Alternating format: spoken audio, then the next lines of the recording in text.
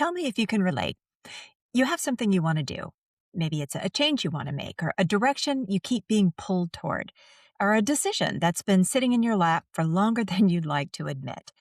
And you're not doing nothing about it. You're very busy, actually. You're reading about it, you're listening to podcast episodes about it, saving articles, watching TikTok videos, making notes, joining the free webinar, downloading the workbook, following the accounts that talk about the thing. Maybe even checking in with a friend who's kind of doing something similar. You are gathering information. You're being thorough. You are, by any reasonable measure, taking this seriously. And the thing itself, the actual move, the actual decision, the actual change, is exactly where it was 6 months ago. This is the research loop. And today, we're going to name it for what it is. We're going to understand why it's so hard to catch and use 2 tools you already have to start breaking the pattern.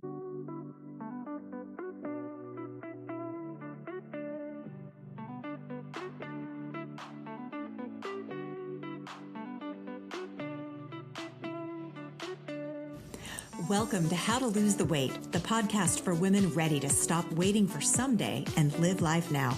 I'm your host, Holly Toscanini, and I'm here to help you break free from perfectionism, self-doubt, and the someday mindset. Together, we'll dive into real conversations about self-trust, empowerment, and living authentically. If you're ready to reconnect with your intuition and step into your power, you're in the right place. Let's lose the weight and start living fully right now. Welcome back to How to Lose the Weight. I'm your host, Holly Toscanini, and today, this week in particular, week 2 of the WAIT framework, and that's W.A.I.T, this is a series of 12 weeks making the patterns that keep midlife women stuck visible enough to actually change.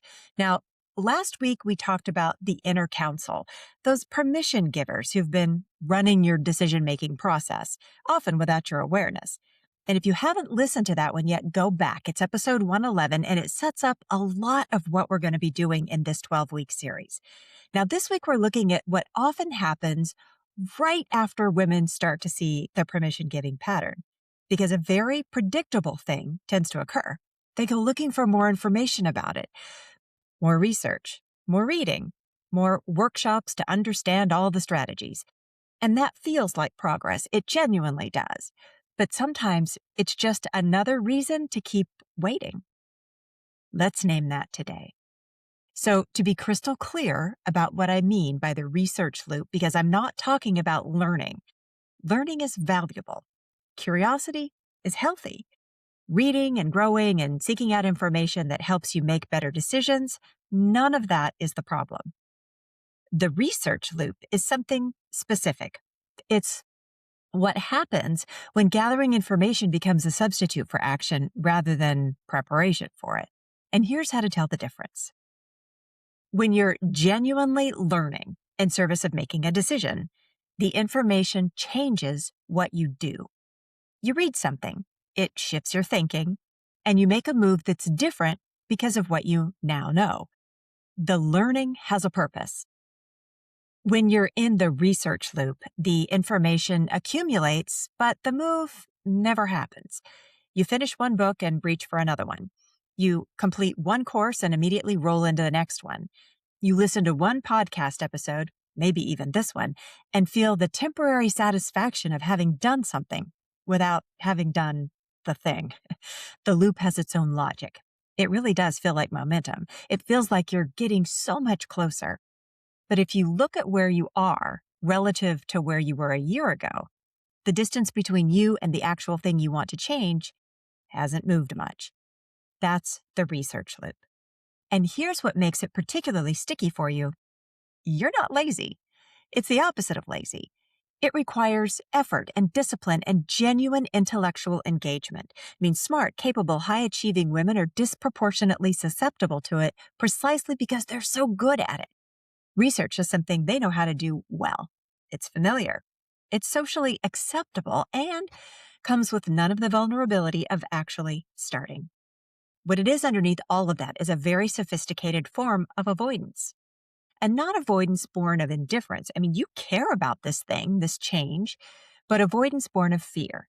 the fear of starting and failing, the fear of starting and succeeding and then having to keep going, the fear of being seen, the fear that once you actually begin, you'll find out why you're not as capable as you'd hoped, or that you wanted something even bigger than you dared to admit. Or maybe that the change you've been researching is going to require you to actually change. The research loop keeps all of that safely theoretical. As long as you're still gathering information, you're still in preparation mode. And preparation is the most comfortable place to live in when action feels risky.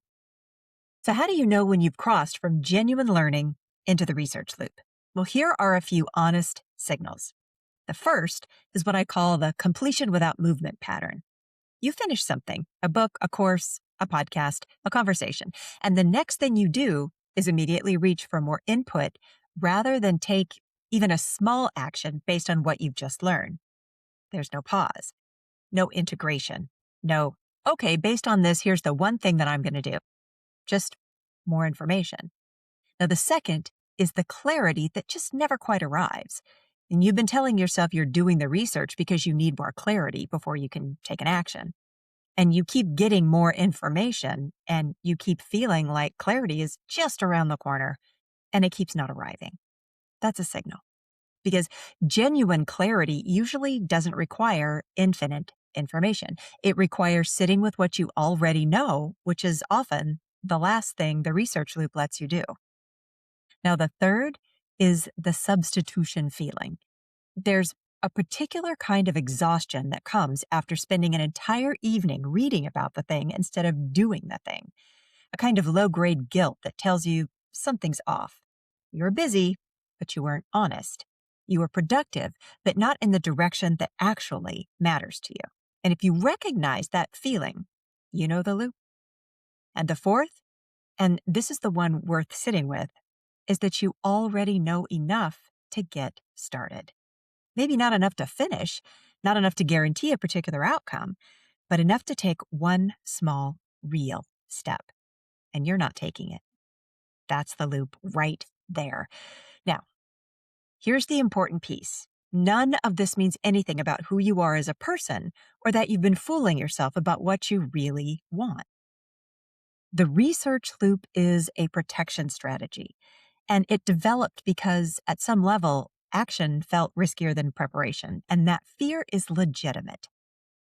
What we're doing today isn't shaming the research loop, it's just noticing it, naming it, and then using tools you already have to move through it.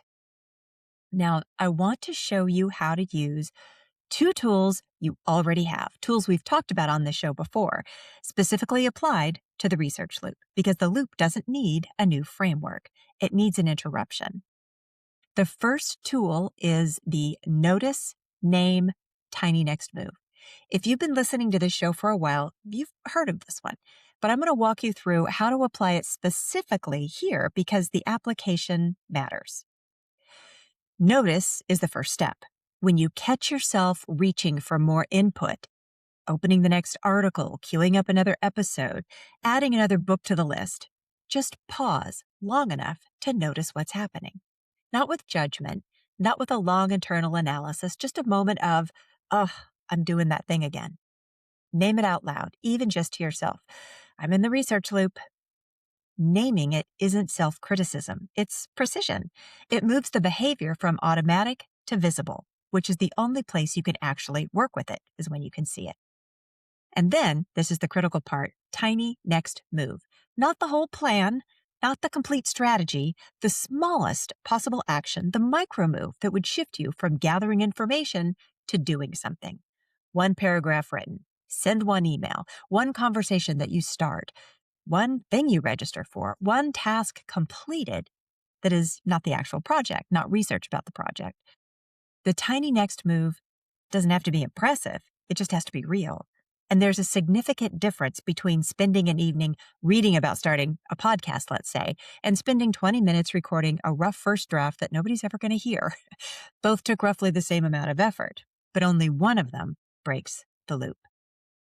The second tool is 3 micro desires. Now, this one might surprise you as an antidote to the research loop, but stick with me here. The research loop is, at its core, a disconnection from your own intuition or inner knowing. You keep going out, more books, more experts, more frameworks, because you've stopped trusting what you already know inside.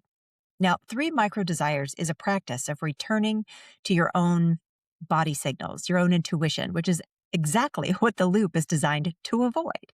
So here's how to apply it in this context. Once a day, pause and ask yourself, not what do I need to learn, but what do I already want to do? Not the big answer, a tiny one.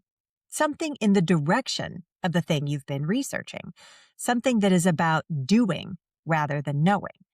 Maybe it's spending 15 minutes sketching out an idea rather than reading about how to develop ideas. Maybe it's writing down what you actually think about a topic rather than what you've read about it or been told about it. Maybe it's making one small decision about it rather than gathering more information to help you decide what to do next. What you're practicing is the muscle of acting on your own knowing rather than perpetually outsourcing it to other people's expertise, which, if you remember, episode 111 is exactly what the permission-giving pattern trains you out of. Now, these 2 tools work together in the research loop context. Notice, name, tiny next move interrupts the pattern in the moment. The 3 micro desires rebuilds the underlying trust that makes the interruption possible. So you see, you need both.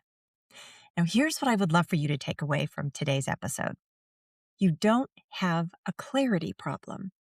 You have a pattern, and the pattern has a name, the research loop.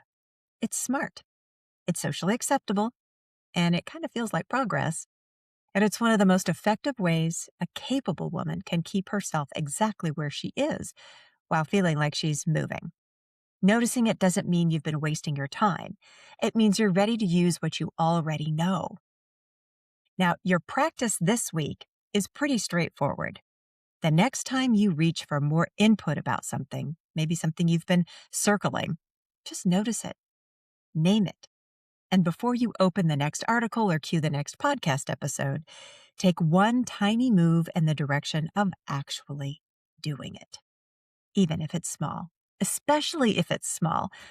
And once this week, instead of asking, what do I need to learn about this, ask, what do I already want to do? Follow that answer somewhere, even for 15 minutes. That's 3 micro desires applied directly to the research loop. Now, if you want a clearer picture of which patterns are currently running your waiting cycle, including whether the research loop is one of your primary ones, the free Unwaiting Audit is the place to start. It takes just a couple of minutes, and it's going to give you a specific, personalized picture of where you're stuck and what exactly to focus on next. You can find it in the link in the show notes or in the description below this video. Next week, episode 113, we're going one level deeper into something that lives right underneath the research loop, the permission problem, why your desires are still on the someday list. Here's what I've noticed. A lot of women know what they want. They've done the research, they understand the pattern, and they still won't let themselves have it. Not because they can't, but because they're still waiting for some unnamed external permission that's never going to arrive. If you've been saying, I'll do it when, for longer than feels reasonable, that one is specifically for you. Until next time, I'll see you then, and bye for now.